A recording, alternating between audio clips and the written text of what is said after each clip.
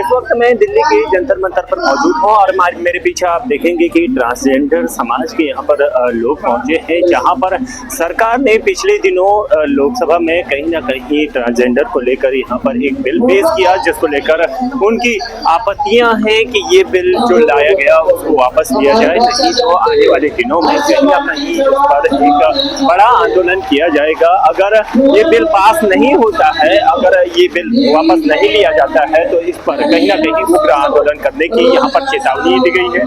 आप देखेंगे कि हजारों की संख्या में यहाँ पर ट्रांसजेंडर समाज के लोग यहाँ पर पहुंचे हैं और उन्होंने साफ चेतावनी दी है कि हमारे साथ कहीं ना कहीं खिलवाड़ हुआ है, हमारी इस बिल को नग्न करने तक की यहाँ पर बात कही गई है। कहीं ना कहीं ये बिल हमारे समुदाय के साथ बड़ा खिलवाड़ है। अब हम आपको कुछ लोगों से बातचीत करने के बाद आपको ये पूरी कहानी से कि आखिर इस बिल के अंदर ऐसा क्या है जिससे ये ट्रांसजेंडर समुदाय यहाँ पर पहुंचा हुआ है। हालांकि सभी समाज के लिए, सभी समुदायों के लिए सारे नियम बराबर हैं, सारे कोड बराबर हैं, पर यहाँ पर जिस तरह से सरकार ने इस बिल को लाकर कहीं ना कहीं एक बड़ी चेतावनी ट्रांसजेंडर समुदाय को दी है। आप कुछ लोगों से बातचीत करेंगे, उनसे समझते हैं कि आखिर इस बिल में क्या है और क्या कुछ उनका कहना है। आइए आप इस पूरी रिपोर्ट में समझाते हैं। आखिरी सांस तक लड़ेंगे। हम सब लड़े, हम सब अपनी, हमें इंसाफ चाहिए। हमें मेडिकल बोर्ड के सामने नग्न नहीं होना है। हमें क्रिमिनल मत बनाइए। हम हाथ जोड़ कर विवश मत कीजिए। हाँ, हमें अपमानित करके हमें मरने पे विवश मत कीजिए, क्योंकि जैसे एक औरत किसी भी प्रक्रिया से नहीं गुजर सकती है इस तरह की, जैसे कोई मर्द अपनी मर्दानगी प्रूफ नहीं कर सकता, ऐसे ही आप किन्नरों को, आत्मा को छलनी मत कीजिए। मेरी आपसे विनम्र आग्रह है कि आप इस बिल में संशोधन कीजिए जो किन्नरों के हित में हो, जो किन्नरों के लिए अच्छी चीजें हो, आप उनको रखिए और कम से कम एटलीस्ट इस चीज को निकालिए। मेरा आपसे हाथ जोड़। सबसे गलत है, क्योंकि द्रौपदी हरण तो बहुत पहले हो चुका है, सालों हजारों साल पहले हुआ है, लेकिन आज कलयुग में अगर हम सरकार हमारे उपदेवताओं का अगर चीरहरण करना चाहती है तो हम सब तैयार है, क्योंकि कोई किसी का मेडिकल कैसे कर सकता है। अगर मैं कहूँ आप एक पुरुष है तो आपका भी मेडिकल होना चाहिए, क्योंकि मैं पता करना चाहती हूँ कि आप पूरी तरह मर्द है या क्या है।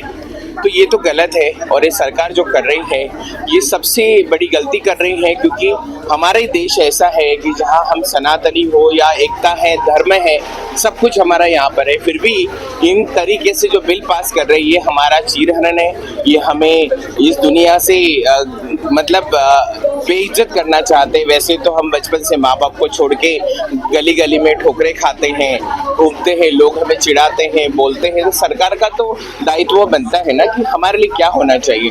तो फिर पहले हमें थर्ड जेंडर क्यों दिया?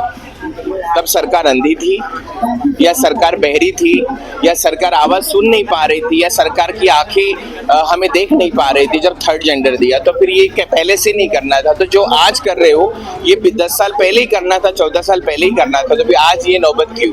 ये सरकार जन आंदोलन होगा। अभी तो इतने ही है और आ रहे हैं लोग, अभी तो पूरा देश यहाँ पर आएगा और सबसे बड़ा आंदोलन हम करेंगे। जितने आंदोलन आज तक सरकार ने देखे उससे कहीं गुना बड़ा होगा और तब हम नहीं मानेंगे कौन मर रहा है, कौन जी रहा है, क्या हो रहा है। सरकार तो कभी अपने डंडों से बाज नहीं आती है। आज भी अगर हम ज्यादा कुछ करेंगे तो डंडे चलवाएंगे, गोली चलवाएंगे, लेकिन हम डरने वालों में से नहीं है। हमारा जो बिल बनाया है ये सबसे गलत बिल है।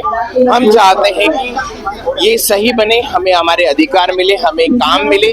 आज अगर हमें काम मिलता है तो हमें यहाँ आने की जरूरत नहीं थी, और जो बिल बनाया है वो सबसे गलत है। अगर ये ऐसी तरीके से सरकार चलती रहेगी तो तुम्हें पता है किन्नरों की हाय कितनी बेकार होती है। पाएंगे ना मर पाएंगे ना रो पाएंगे, बहुत बड़ा एक अनर्थ होगा, जो अनर्थ पहले से ही हो रहा है और अभी देश कहीं ना कहीं स्टेबल होने जा रहा है। तो वापस ये लोग अपनी बुद्धियां चलाकर जो खराब कर रहे हैं दुनिया को, ये सबसे बड़ा गलत है।